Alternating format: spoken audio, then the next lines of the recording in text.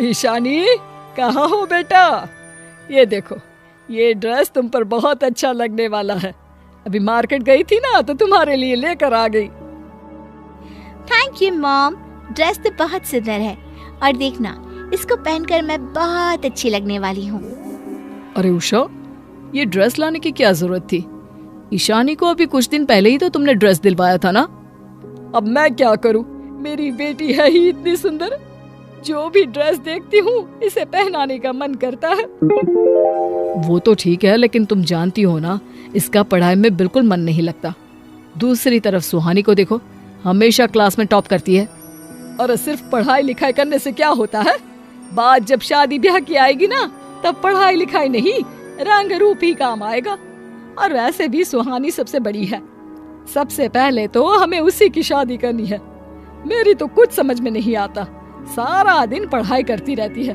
अरे क्या होगा इस लड़की का? बात तो तुम्हारी सही है, लेकिन फिर भी ईशानी को थोड़ी बहुत पढ़ाई तो करनी चाहिए ना। और उधर सलोनी को देखो, सारा दिन बैडमिंटन खेलती रहती है। पापा, अगर मुझे स्पोर्ट्स में इंटरेस्ट है तो इसमें गलत क्या है? अब आप ही देखिए ना, सुहानी को पढ़ना पसंद है, ईशानी को पढ़ना बिल्कुल पसंद नहीं है, लेकिन मेरा इंटरेस्ट स्पोर्ट्स में है। सबकी अपनी मर्जी होती है ना पापा।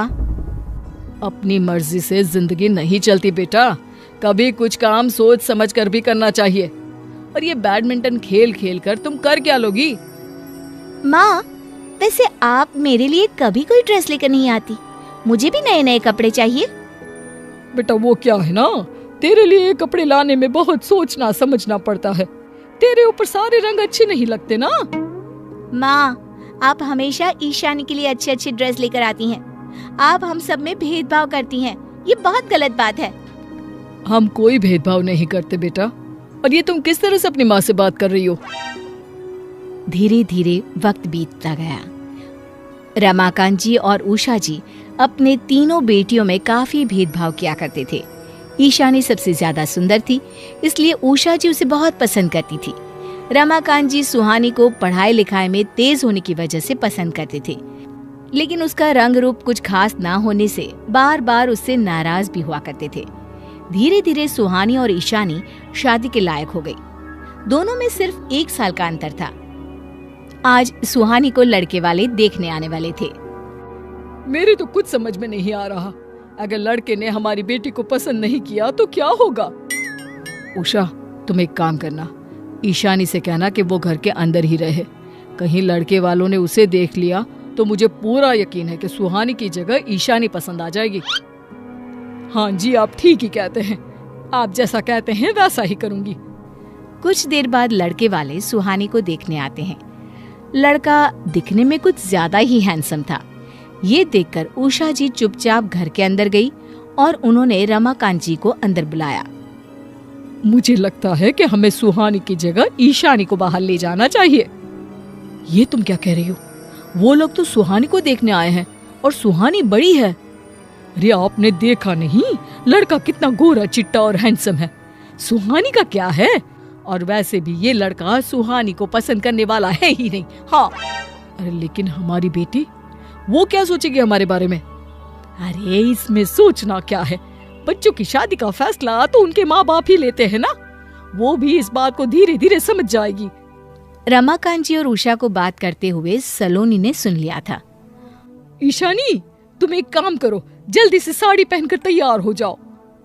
लेकिन माँ, मैं क्यों? लड़के वाले तो सुहानी को देखने आए हैं। अरे जैसा मैं कहती हूँ वैसा करो। कितना गोरा चिट्टा लड़का है, वो सुहानी को पसंद करने वाला नहीं है। हाँ माँ, आप ये क्या कह रही हैं? आप मेरे साथ ऐसा कैसे कर सकती हैं? पहले आपने मुझे तैयार किया और अब आप कह रही हैं कि ये लड़का ईशानी को देखने आया है।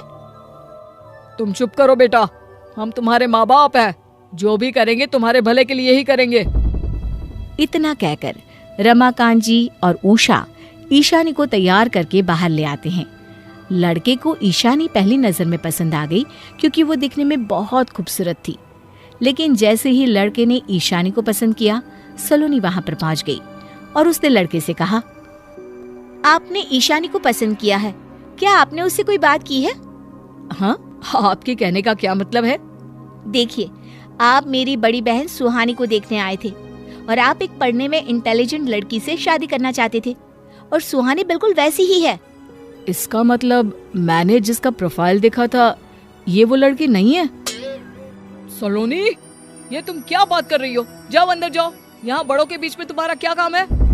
मैं सच कह रही हूँ, मेरी एक बड़ी बहन है सुहानी, और आज आप उसी से मिलने के लिए यहाँ आए थे। लेकिन मेरे मम्मी पापा को लगता है कि ईशानी दिखने में बहुत ज्यादा खूबसूरत है, इसलिए आप उसे पसंद करेंगे। ये बात सच है कि ईशानी दिखने में बहुत अच्छी है, लेकिन मैं एक पढ़ी लिखी और इंटेलिजेंट लड़की से शादी करना चाहता हूँ। अरे बेटा, क्या करोगे इंटेलिजेंट लड़की से शादी करके? इतनी सुंदर बीवी तुम्हें मिल रही है। नहीं आंटी, माफ कीजिए, पर मुझे सुहानी से मिलना है। अच्छा ठीक है, मैं सुहानी को बुला कर लाता हूँ। जैसे ही सुहानी बाहर आई, उस लड़के ने सुहानी को देखकर कहा, आपकी दोनों बेटियों के रंग रूप में बहुत फर्क है, लेकिन फिर भी मुझे सुहानी पसंद है, क्योंकि उसकी पढ़ाई लिखाई और इंटेलिजेंस से मैं बहुत इम्प्रेस हूँ। और मैं आपको भी एक बात कहना चाहता हूँ, आपको इस तरह अपनी तीनों बेटियों में फर्क नहीं करना चाहिए। आपकी तीनों बेटियों में अलग अलग क्वालिटीज हैं, और आपको उनके हिसाब से ही उन्हें जीवन में आगे बढ़ने के लिए प्रेरित करना चाहिए। और शायद उनकी ये बात उषा जी और रमाकांत जी को अब अच्छी से समझ में आ गई थी।